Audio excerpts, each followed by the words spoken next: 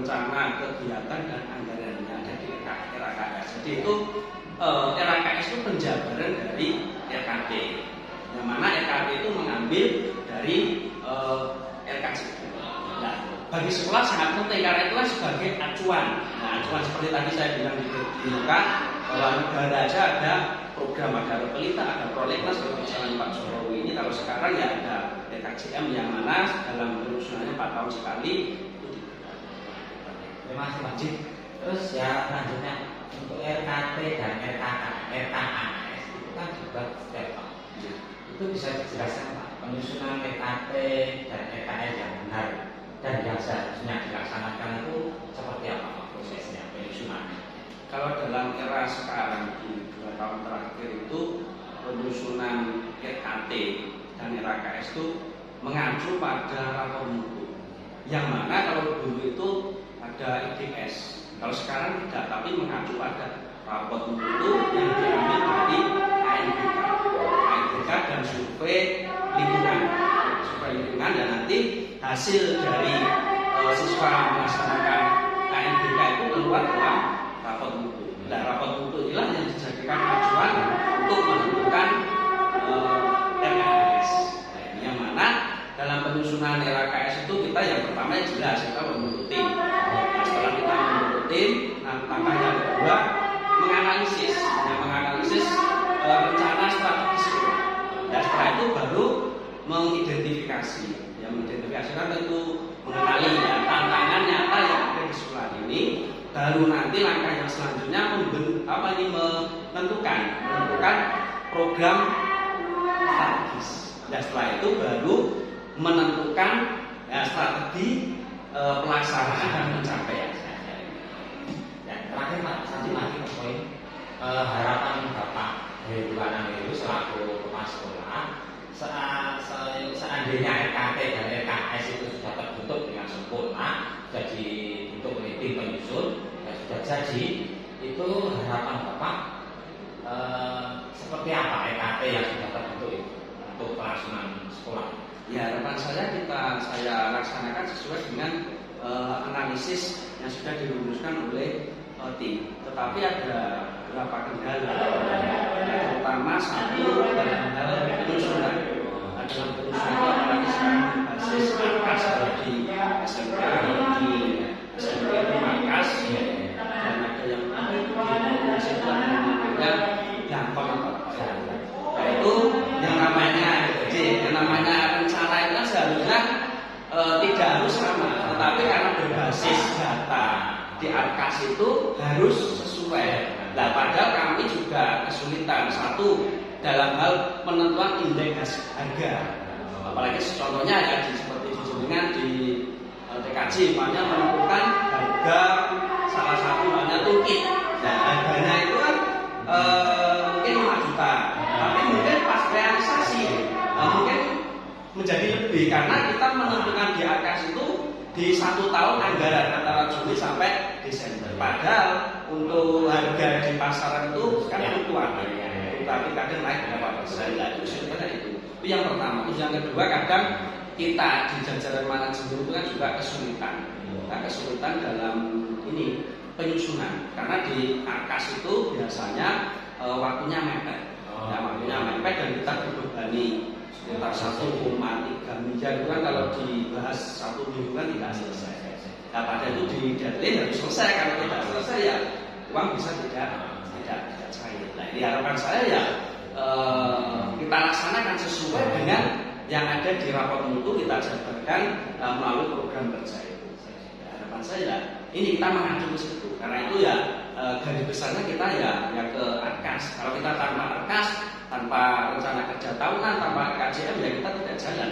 Dengan itu ada acuan seperti guru ngajar ada RPT, acuan seperti acuan.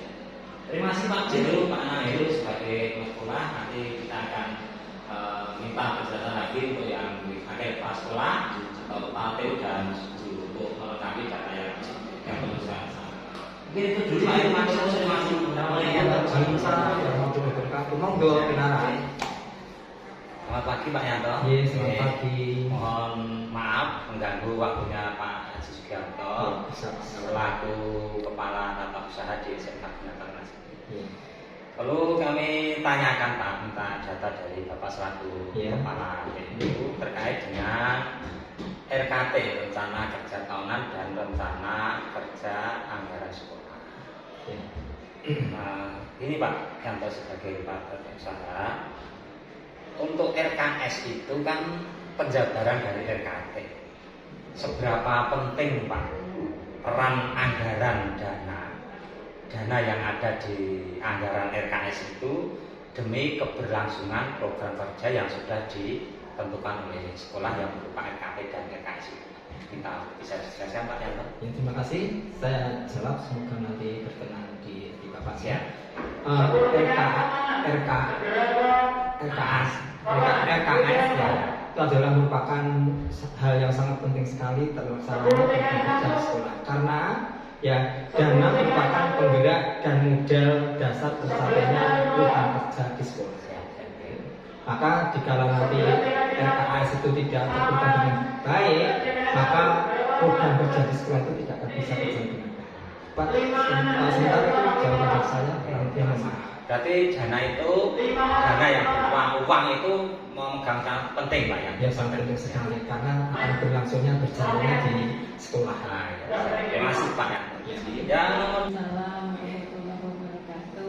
Selamat siang Bu Puji selaku BKS Ketenagaan. Mohon maaf dan mohon izin untuk minta waktunya sebentar, minta data tentang RKT dan RKAS.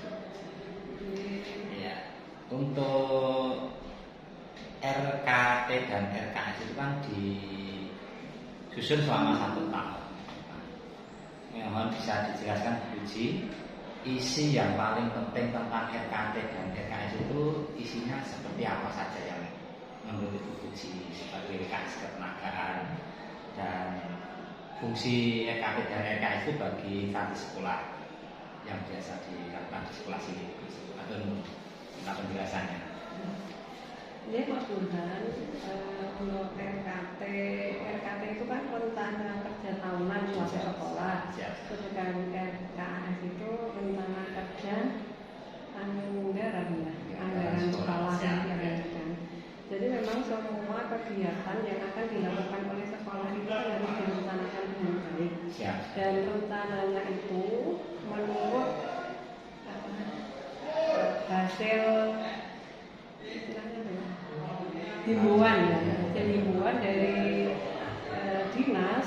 RKT disusun untuk 5 tahun berturut-turut ini kan berdasarkan rapot sekolah, rapot mutu sekolah. Nah, rapot mutu sekolah itu sudah bisa diketahui bagian-bagian mana yang kurang. Nah, itu diharapkan untuk bisa ditindaklanjuti sehingga bisa dimasukkan dalam rencana kerja tahunan itu, dan kemudian untuk actionnya itu harus kalau itu diperlukan suatu biaya atau anggaran, kalian dimasukkan di situ. Waalaikumsalam warahmatullahi wabarakatuh. Mohon maaf Pak Satime selaku guru di SMK Bina Taruna sini.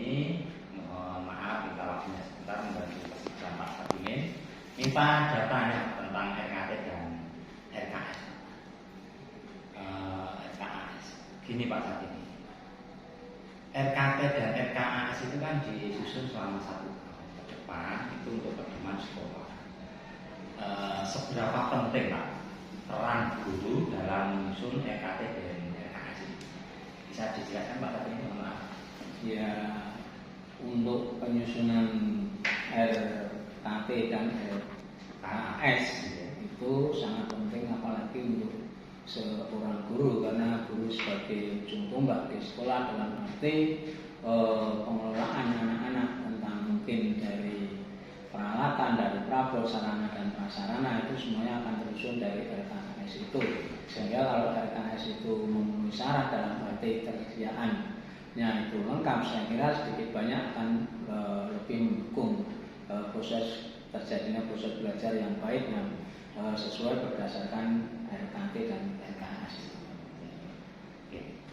Terus gini Pak, untuk penyusunan RKT dan RKAS itu kan guru dilibatkan dalam penyusunan itu. Itu kesulitan atau tantangan dalam penyusunan RKT dan RKAS itu bagi guru itu kesulitan atau tantangannya seperti apa Pak? Ya bisa dikatakan kesulitan ya tentunya bisa juga karena guru ya di sini kaitannya dengan dana dengan apa perencanaan itu biasanya tidak keseimbangan, mungkin permintaan dari guru terlalu banyak, mungkin dengan kondisi keuangan yang kurang memadai sehingga tidak bisa terlaksana secara keseluruhan. Itu paling tidak seperti ketimpangan antara program dan dana ini. Ya, antara